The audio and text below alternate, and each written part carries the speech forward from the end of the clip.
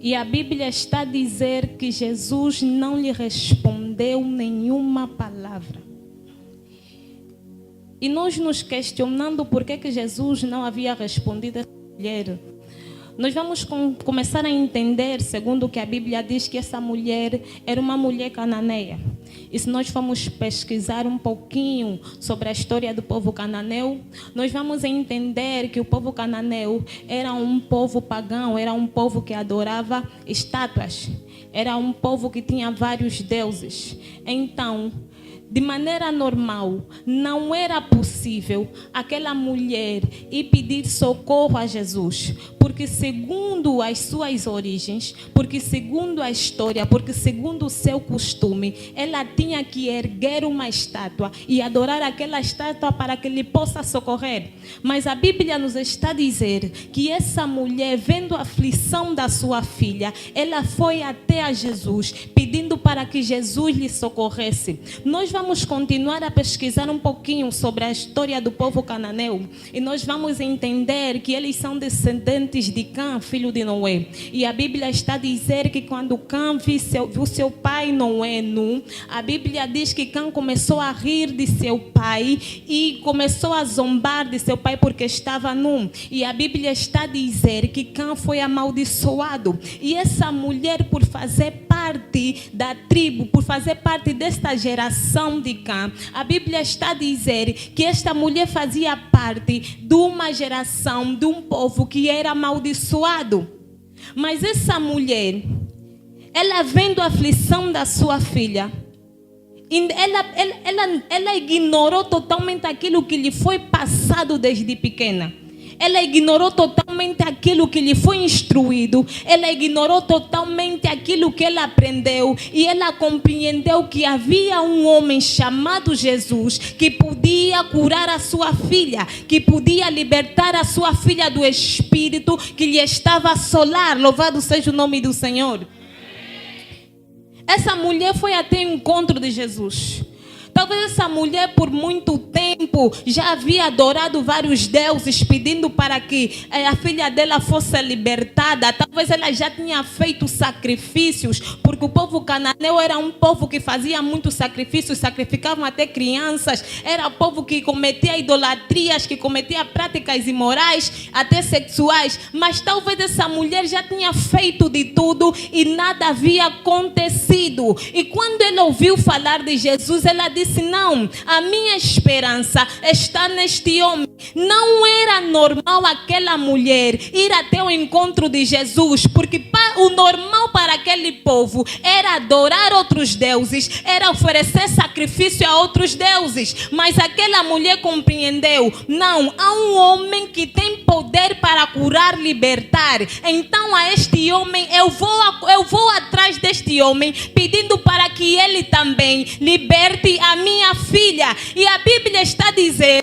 que Jesus não lhe respondeu enquanto ela clamava. E os discípulos falaram para Jesus: Senhor, manda esta mulher ir embora, porque ela está a gritar muito atrás de nós. Mas independentemente dos discípulos pedirem para Jesus mandar embora aquela mulher não parou de clamar a Jesus até chamar a atenção de Jesus. Louvado seja o nome do Senhor. Porque a Bíblia nos está dizendo nos versículos que nós lemos que essa mulher conseguiu chegar até Jesus e lhe disse: Senhor, ajuda-me, porque a minha filha está completamente possessa.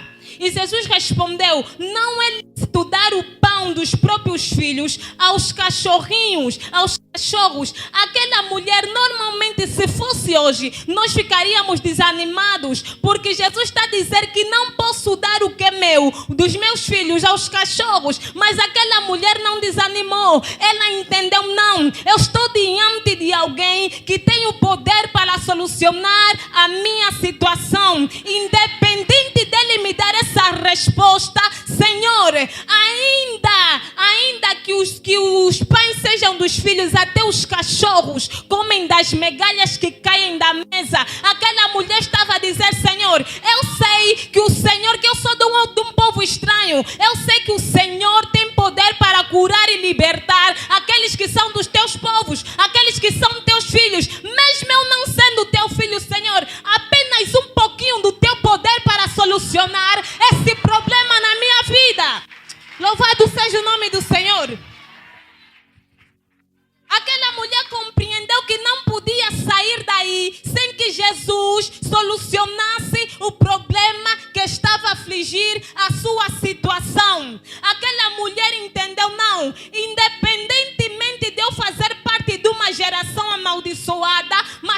amaldiçoaram eles, eu não estava presente. Quando eles começaram a edificar altares, quando eles começaram a adorar outros deuses, eu não estava presente. Não importa a legalidade que está na minha família, eu vou romper esta legalidade e vou atrás do meu Jesus para que possa libertar a minha filha.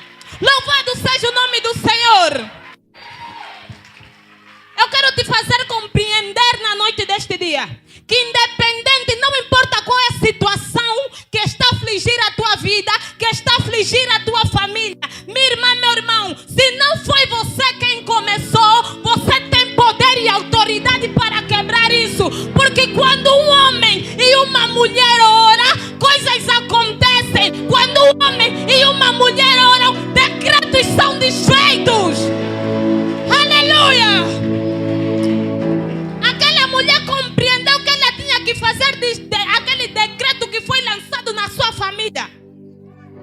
Talvez na sua família era normal as pessoas estarem possessas. Talvez na sua família era normal. Talvez os seus familiares lhe falaram: não, isso é normal, deixa só, depois vai passar. Mas ela disse: não, na minha filha não, na minha casa não. Isso vai ter que quebrar a partir de hoje. Eu quero lhe dizer que é necessário nós nos prostrarmos, nós ficarmos firmes em oração para que possamos desfazer todo o decreto que foi lançado na nossa família.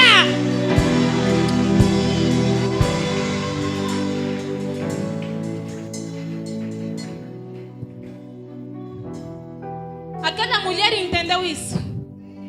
E Jesus disse: oh mulher, tamanha é a tua fé, que assim seja como tens pedido. E a Bíblia está a dizer que no exato momento a filha dela ficou sã. A Bíblia está a dizer que no exato momento a filha dela ficou sã. Meu irmão, minha irmã, nós podemos estar a orar e não conseguir enxergar nada. Creia que no exato momento Deus está a fazer alguma coisa. Creia que no exato momento, enquanto você ora, enquanto você declara alguma palavra, Deus está a fazer alguma coisa. A Bíblia fala sobre Elias. A Bíblia está a dizer que Jezabel, uma mulher terrível, endemoniada, mandou um recado para Elias, profeta Elias, dizendo a ela que Jezabel deu 24 horas para Elias, disse que assim mesmo como você fez aos profetas, que os deuses me castiguem 2 vezes, que os deuses me castiguem mais e mais, se eu não fazer o mesmo contigo. A Bíblia está a dizer que Elias ficou com medo e ele fugiu.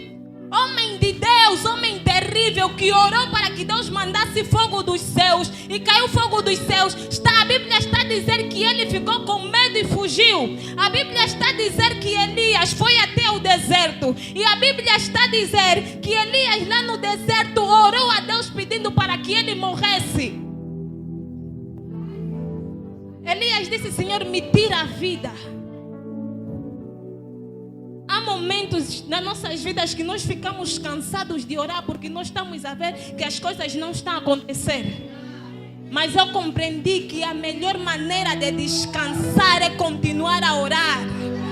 Quando você se sente cansado de orar, descansa orando. Se você tem orado de joelho, estás cansado de orar, levanta, começa a andar. Se você tem orado a andar, quando você se sentir cansada, para, começa simplesmente a se mexer, mas não para de orar. Quando você se sentir cansada de andar, de orar, de se mexer, senta. Quando você se sentir cansada, se deita, mas não para de orar. Não para de orar. A melhor maneira de descansar quando você está cansado e cansada de orar é continuar orando. Se estás cansado de orar de joelho, muda de posição, mas ora. Muda de posição, mas ora. Você precisa entender que até os teus gestos são oração. Você pode não abrir tua boca, você pode simplesmente mexer a tua cabeça, mas é uma oração que que você está fazendo para Deus. E alguma coisa no mundo do Espírito está a acontecer. Porque a oração deixa rastros. A oração deixa rastros. Quando você está passando em algum lugar, se você pisar na água, quando você passar em algum lugar limpo, vai marcar. Se a tua perna, a tua pata, o teu calçado estiver sujo, vai marcar. Se nós já te conhecemos bem, nem vamos saber não que passou pelo tamanho do calçado ou da pata. É a irmã Susana que passou aqui. O mesmo acontece com a oração. Quando você começa a orar, estás a deixar rastro. Você está cansada, o inimigo vai pensar que você parou, mas você só mudou de posição. E quando ele olhar, esse rastro é de quem? Mas ele tinha parado, mas não. Há um rastro que você está a deixar enquanto você ora. Há um rastro que você está a deixar enquanto você ora. Aleluia! A Bíblia está a dizer que Elias no deserto, Elias ficou com medo. Irmãos, é importante nós darmos atenção naquilo que sentimos. Mas é necessário nós termos a convicção daquilo que nós sabemos. É importante nós darmos atenção aos nossos sentimentos. Mas quando eu já sei, posso estar a sentir medo, mas Deus me disse: eis que sou contigo em todos os momentos. Posso até sentir medo. Eu vou ter que dizer: medo, você vai ter que sair. Porque há um Deus que me disse: não te deixarei só. Essa luta não será você a pelejar, eu pelejarei por ti.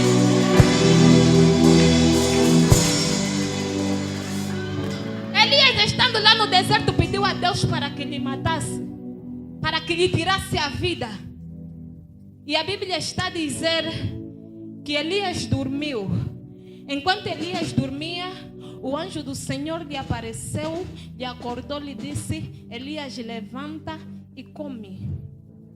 A Bíblia está a dizer que Elias, quando acordou, viu pão e água.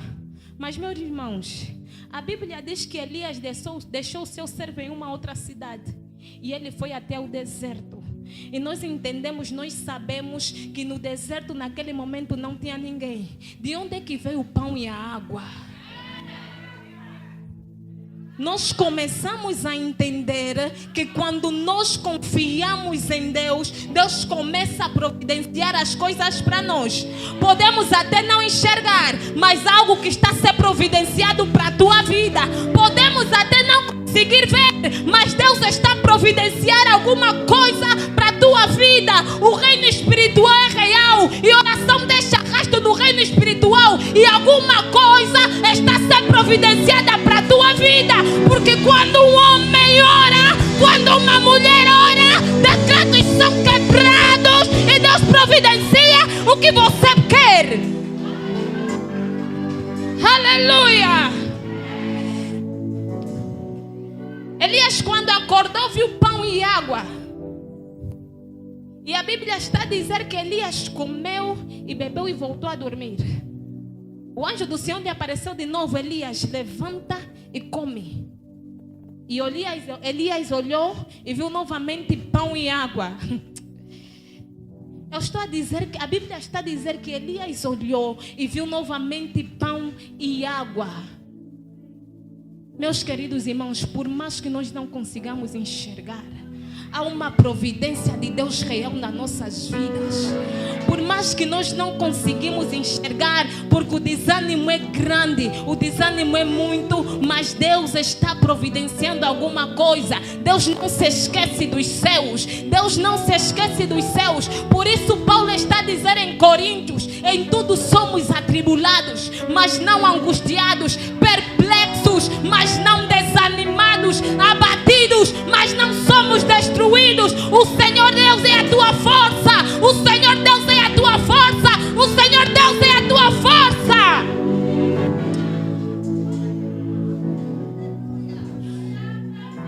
A Bíblia está a dizer que Elias saiu daí forte, com confiança. Quando um homem ora, o impossível acontece. Quando uma mulher ora, os céus se movimentam a seu favor. Aleluia. Elias estava a pensar que ele era apenas o único profeta que tinha sobrado, mas Deus está a lhe dizer: ainda há aqueles que não se renderam a outros deuses, ainda há aqueles que não abriram a boca para adorar outros deuses. Você pode até pensar que você está sozinho nesta luta, mas há alguém que está orando por você, há alguém que Deus levantou para te segurar nas mãos e caminhar contigo nessa luta.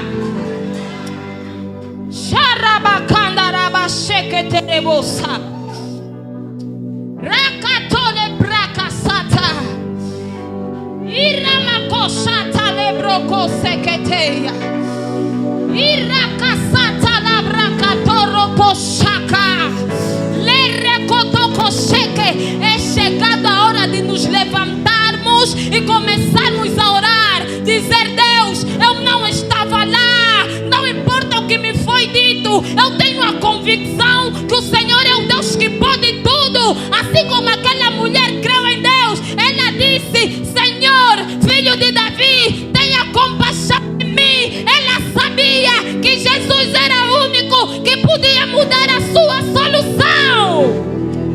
Jesus era o único que podia mudar a sua história.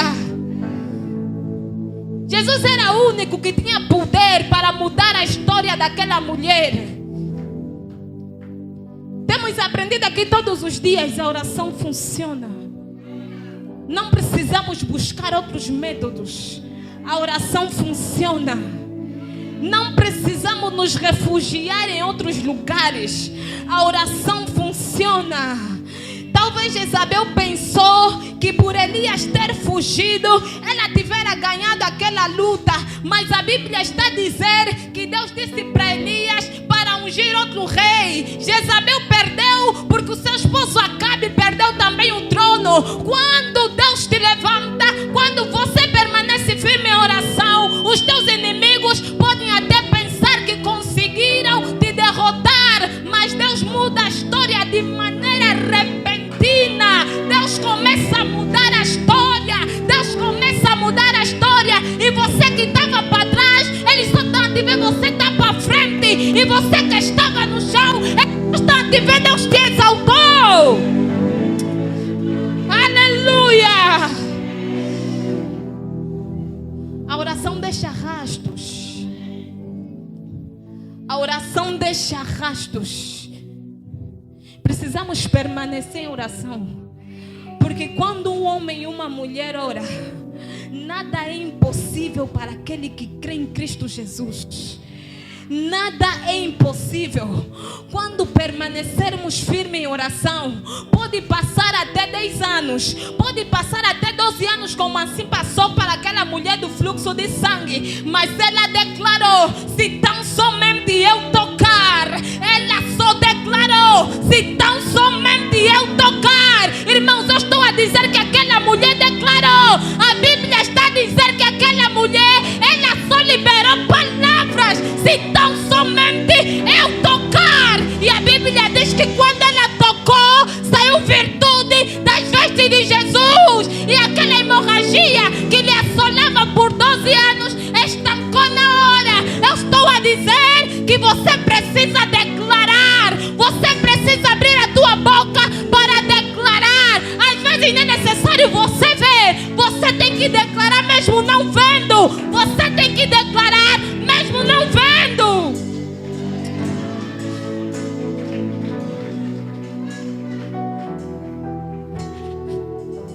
Você não pode dizer: ah, não, já passou muito tempo, já orei muito, estou cansada, não vou mais orar.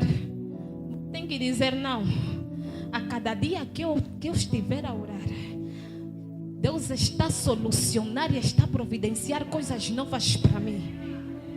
A cada dia que eu orar, mesmo que eu não me colocar de joelhos, Deus, posso até perder a voz de tanto orar, mas que o gesto dos meus braços seja oração para ti. Mas que a cada passo que eu marcar seja oração para ti. Senhor, posso até não conseguir falar nada, mas não mover a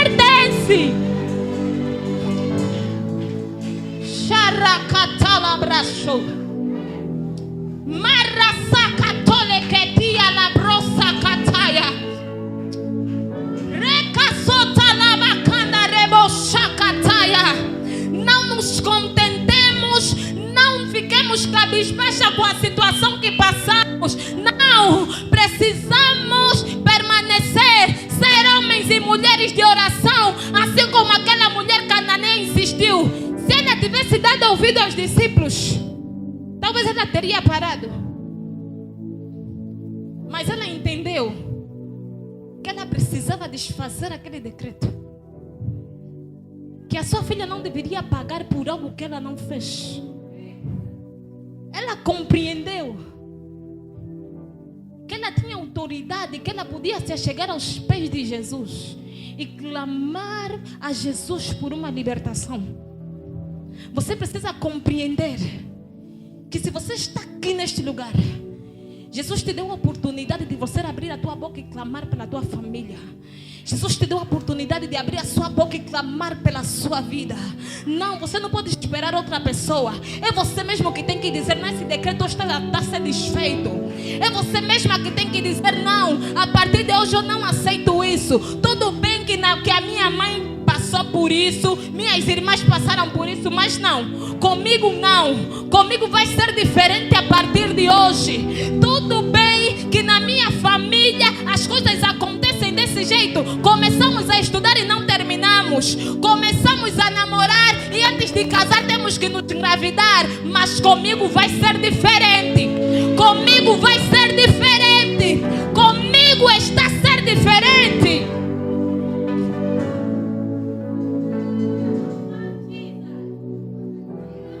Jesus disse: ó mulher, tamanha é a tua fé.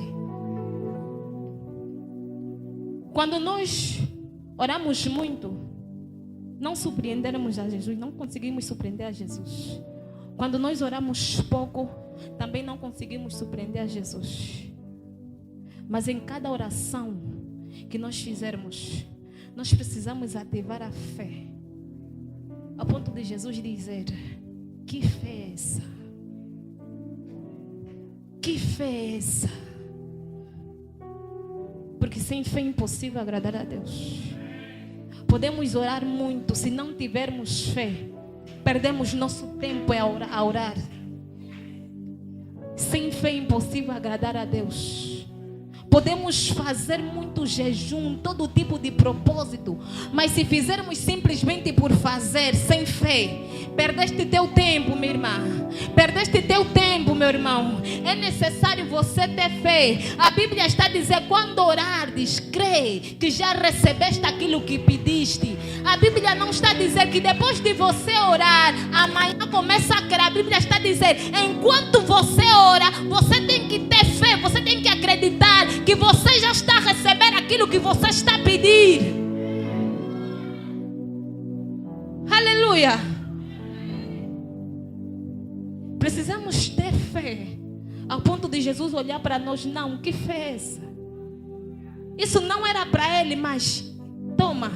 Não era para ti, mas toma. Assim como aquela mulher disse: até das migalhas do pão os cachorrinhos de estimação conseguem comer. As migalhas que caem da mesa dos seus donos, os cachorrinhos de estimação conseguem comer. Há bênçãos que nós atraímos nas nossas vidas. Pode não ser o momento, pode não ser a bênção para nós, mas por intermédio da nossa devoção na oração, por intermédio da nossa fé que depositamos em oração, Deus vai te entregar aquilo que você está a pedir. Deus vai te entregar aquilo que você está a pedir. Nestes 40 dias, se recusa a sair do mesmo jeito que você entrou. Nestes 40 dias, se recuse a permanecer do mesmo jeito. Nesses 40 dias, você tem que declarar: Deus, o que eu quero, eu vou alcançar. O que eu quero, eu vou alcançar. O reino de Deus é tomado com violência. Você precisa ser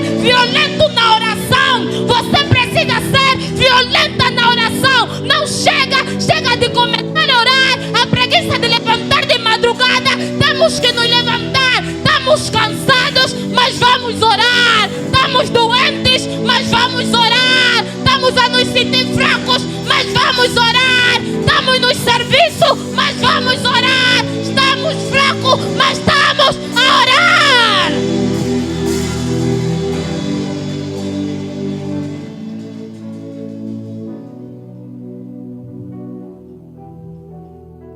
A oração deixa rastros. A oração deixa rastros no mundo espiritual. E os rastros que você deixa com a oração não podem ser apagados. Ninguém pode apagar os rastros que você deixa com a oração. Só não pare de orar. Permaneça em oração, porque Deus está a fazer alguma coisa na sua vida. Deus está providenciando